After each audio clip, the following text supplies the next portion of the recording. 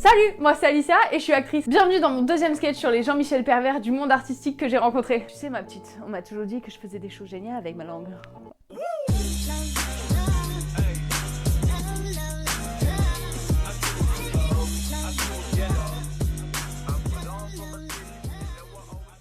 Vous avez été nombreux à kiffer le premier sketch que j'ai fait sur les Jean-Michel pervers. Ça fait 2 ans que j'ai sorti le premier et après tout ce temps, voici le numéro 2. Vous avez été super nombreux à me demander si ces anecdotes étaient vraies et oui, elles le sont, aussi incroyable que ça puisse paraître. Le Jean-Michel pervers est une race à part entière.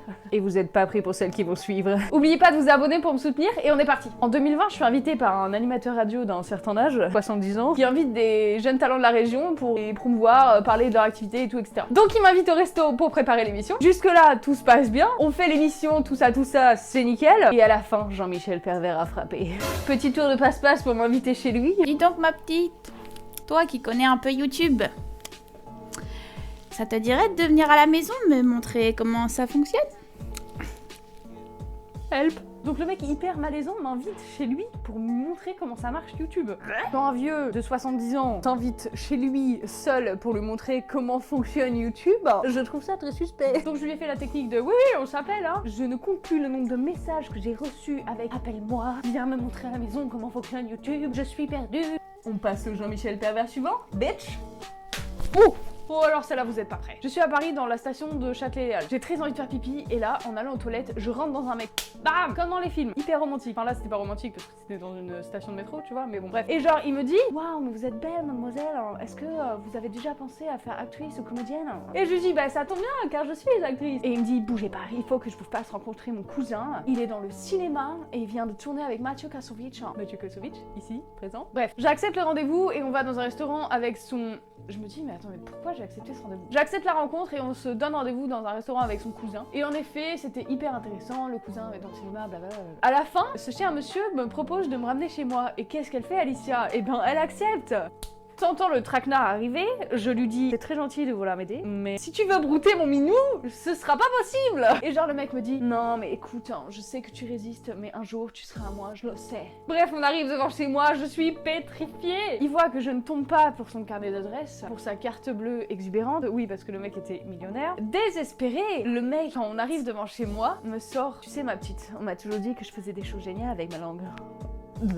Et j'étais collée contre la portière et j'ai réussi à m'extirper, à sortir. Bref, je n'ai jamais revu ce mec. Anecdote numéro 3. Un jour, je participe à un cours d'acting. Et là, t'as un comédien de 50 ans. Bon, l'amour n'a pas d'âge, mais bon. Et genre, après le cours d'acting, il est là et il me sort. Tu sais, si j'avais une scène avec toi, j'aurais tout donné.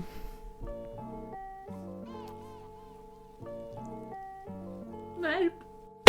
Bon évidemment je l'ai pas frappé hein. Mais le pire dans tout ça, c'est que je suis pas la seule à qui il a fait ça. Il a essayé de pécho toutes les petites demoiselles du cours. Mais bon je l'ai remballé de manière très respectueuse et il a tout de suite compris et il n'a pas insisté. Un Jean-Michel pervers sans fierté masculine prépondérante. On l'applaudit.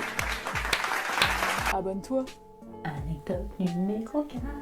Bon alors celle-là j'en rigole mais vraiment c'est une anecdote qui me touche énormément. Je vous explique pourquoi. Je suis mannequin pour mon premier shooting de haute couture et genre ma tenue c'est des espèces de jambières qui remontent jusqu'en haut des cuisses. Vraiment hyper compliqué parce qu'il y a des lassages derrière. Et en fait le truc c'est que je ne peux pas le faire moi-même parce que je ne peux pas plier la jambe sinon ça abîme le truc. Et donc pour mettre ces jambières là je suis obligée de me mettre allongée et que quelqu'un me fasse un lassage derrière. Et là un cher monsieur se propose dans un élan de je suis un gros porc. En même temps qu'il me fait le lassage, il m'embrasse la fesse. Voilà. Et là, qu'est-ce qu'elle fait, Alicia? Elle se retourne, elle lui envoie une droite dans la gueule, elle le plaque au sol, elle lui fait des espèces de coups comme ça jusqu'au sang. Non, non, pas du tout. Voilà. Ça, c'est ce qui s'est passé dans ma tête, sauf qu'en réalité, j'étais pétrifiée. Je n'arrivais pas à réaliser ce qui m'arrivait. Un mec comme ça, random, qui m'embrasse la fesse. J'étais, voilà, j'ai pas su réagir. Et franchement, avant, j'étais la première à entendre des histoires comme ça et à dire non mais attends, moi je me serais retournée, il aurait pris une torgnole, le mec. Hein. Je pense pas être une fille sans caractère, mais voilà, là ça m'a appris des choses sur moi et sur les gens. Et fuck les Jean-Michel pervers. Abonne-toi, abonne-toi. Sauvez-moi. J'espère que ce sketch t'a plu. N'hésite pas à me le dire en commentaire, à t'abonner et je te dis à bientôt.